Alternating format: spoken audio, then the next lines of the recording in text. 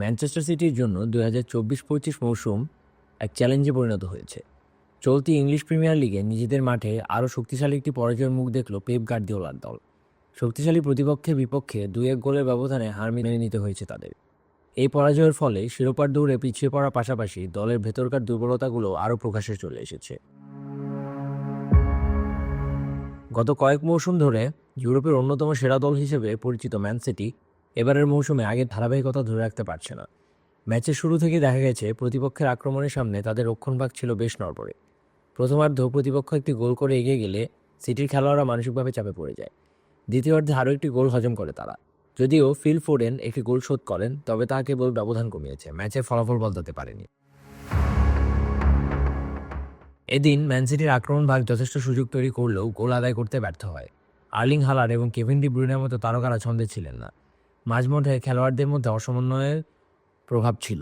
দলের বারংবার খেলোয়াড়দের মধ্যে এই আত্মবিশ্বাসের ঘাটতি ও রক্ষণভাগের বারংবার ভুল প্রতিপক্ষকে সুবিধা এনে দিয়েছে। ম্যাচ শেষে ম্যান সিটির কোচ পেপ গার্দিওলা দল নিয়ে হতাশা প্রকাশ করেছেন। তিনি বলেন, আমরা যেভাবে খেলতে চেয়েছি তা করতে পারিনি। প্রতিপক্ষ আমাদের ভুলগুলো কাজে লাগিয়েছে, যা তাদের জয় এনে দিয়েছে। আমাদের এই মুহূর্তে আরও শক্তিশালী হয়ে ফিরতে হবে। গার্দিওলার মতে, দলের পারফরমেন্স উন্নত করার জন্য খেলোয়াড়দের একসঙ্গে আরও মনোযোগী ও উদ্যমী হতে হবে।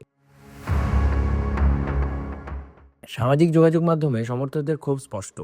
দলের ব্যর্থ রক্ষণভাগ এবং আক্রমণের ধারাবাহিকতার অভাব নিয়ে সমালোচনা চলছে। ঘরের মাঠে এমন হারের কারণ সমর্থকদের আস্থা কিছুটা হলেও নড়বড়ে হয়ে গেছে। ম্যান সিটির জন্য এখন প্রতিটি ম্যাচই করো বা মরো পরিস্থিতি হয়ে দাঁড়িয়েছে।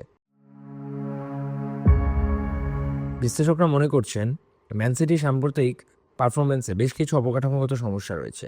মিডফিল্ডে সমন্বয়ের অভাব, রক্ষণভাগে বারংবার ত্রুটি ও আক্রমণভাগে ফিনিশিংয়ে ব্যর্থতা।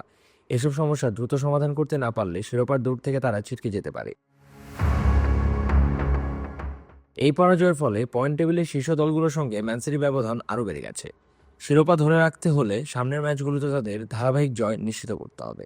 পাশাপাশি খেলোয়াড়দের মানসিক ও শারীরিক উজ্জীবনও জরুরি হয়ে পড়েছে। এখন দেখার বিষয়, ম্যান সিটি কি ঘুরে দাঁড়াতে পারবে নাকি প্রতিপক্ষের চাপে আবারও ভেঙে পড়বে।